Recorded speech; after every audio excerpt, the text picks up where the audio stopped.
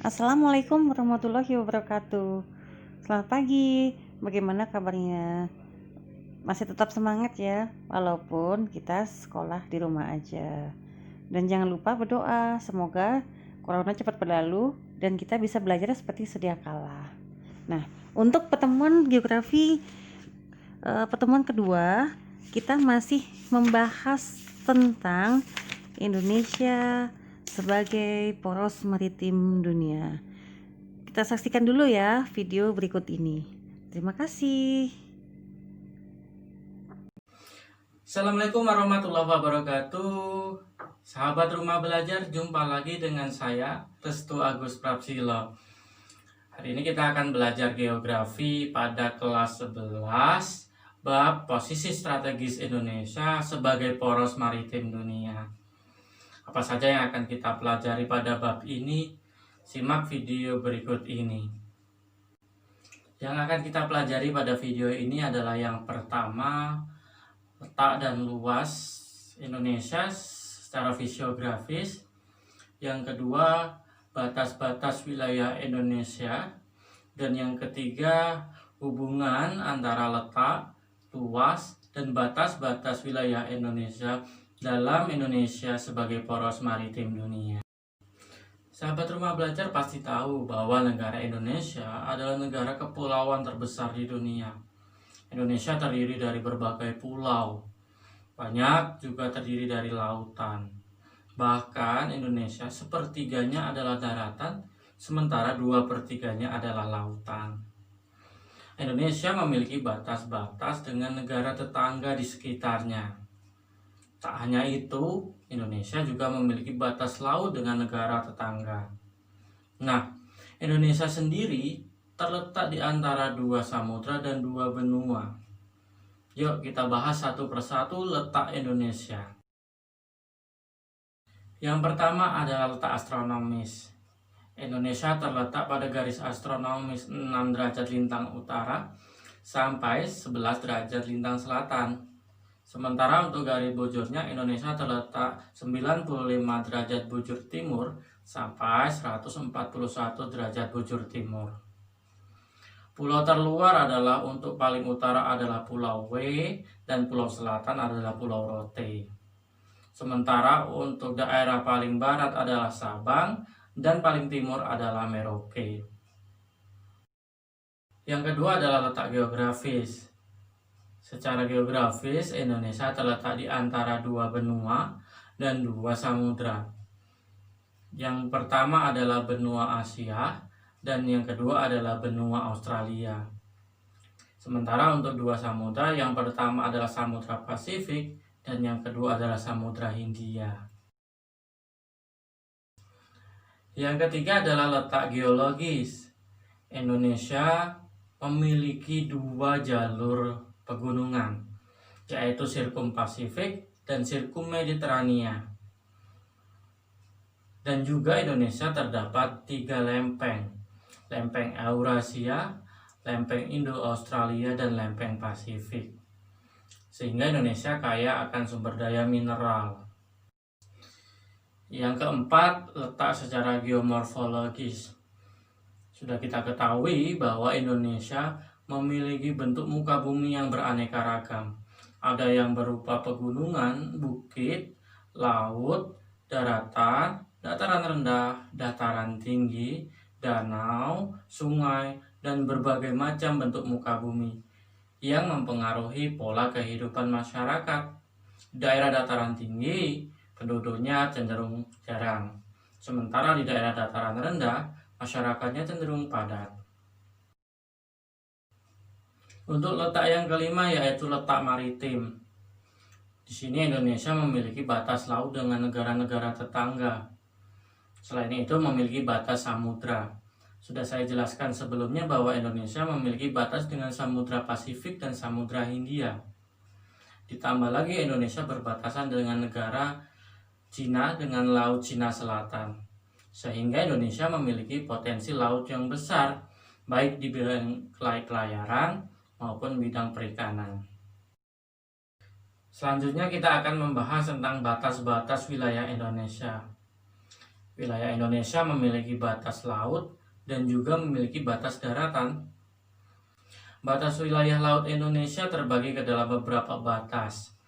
Menurut Konvensi Hukum Laut Indonesia yang disepakati oleh PBB tahun 1982, Indonesia memiliki 3 batas wilayah laut. Yang pertama adalah laut teritorial.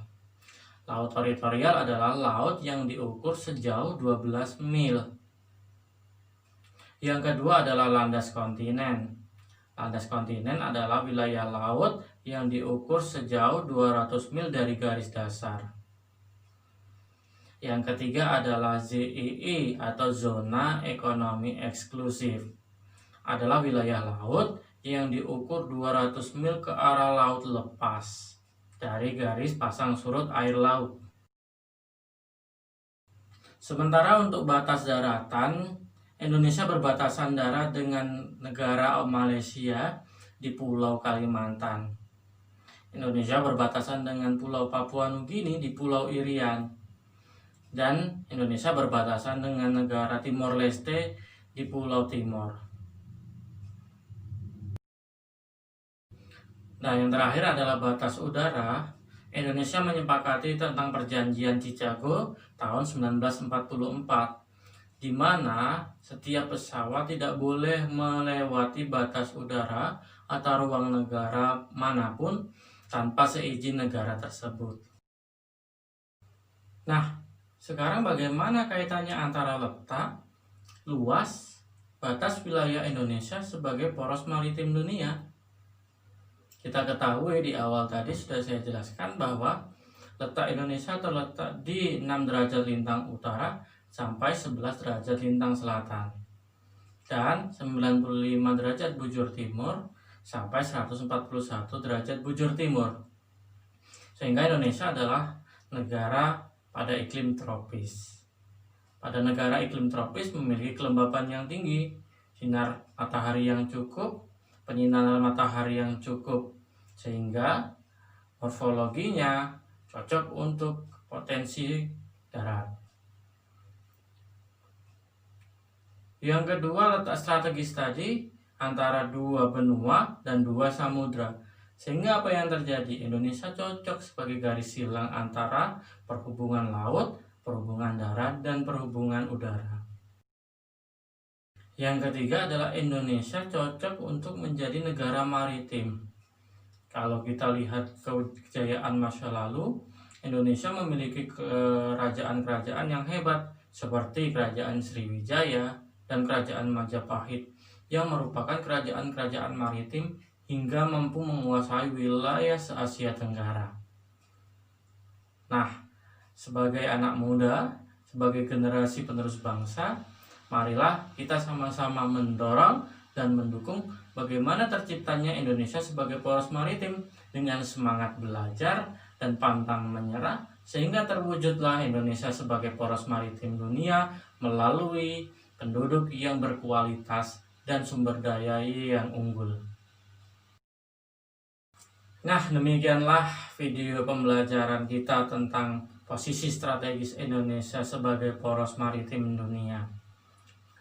Sahabat Rumah Belajar, jangan lupa untuk tetap belajar, tetap semangat, dan jangan pantang menyerah. Belajar dari rumah bersama Rumah Belajar. Assalamualaikum warahmatullahi wabarakatuh.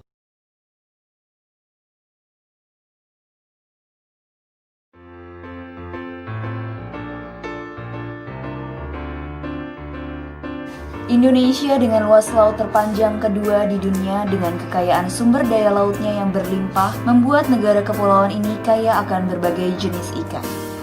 Selain sektor perikanan, Indonesia juga kaya akan potensi kelautannya, mulai dari sektor pariwisata bahari,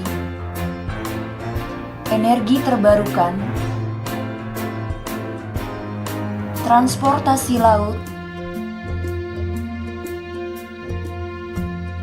minyak bumi dan gas lepas pantai, serta garam industri.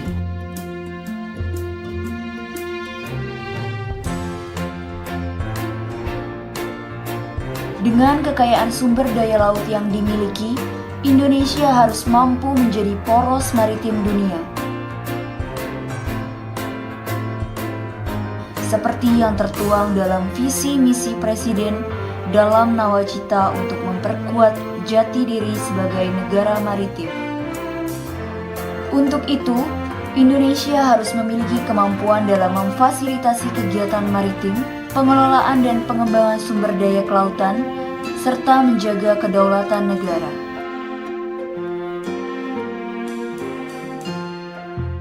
Kementerian Kelautan dan Perikanan sebagai regulator memiliki peran sentral dalam mengatur pemanfaatan sumber daya kelautan dan perikanan yang terrealisasi melalui permen-permen yang telah diterbitkan.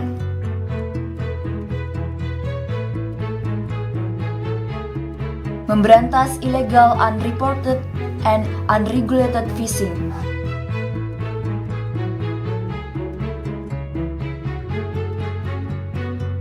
Meningkatkan kesejahteraan nelayan. Meningkatkan hasil budidaya perikanan dan produk kelautan lainnya.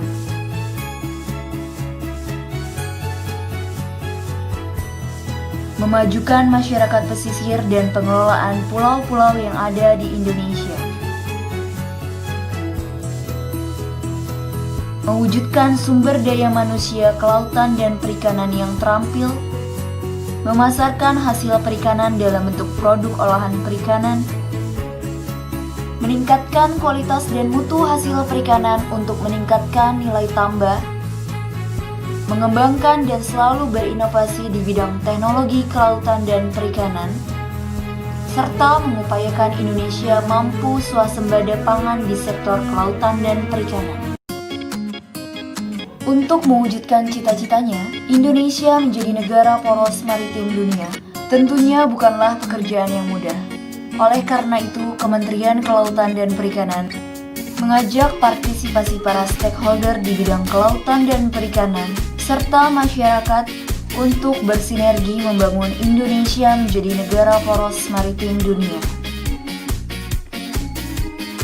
Tentunya dengan dukungan peran pemerintah yang transparan dan akuntabilitas.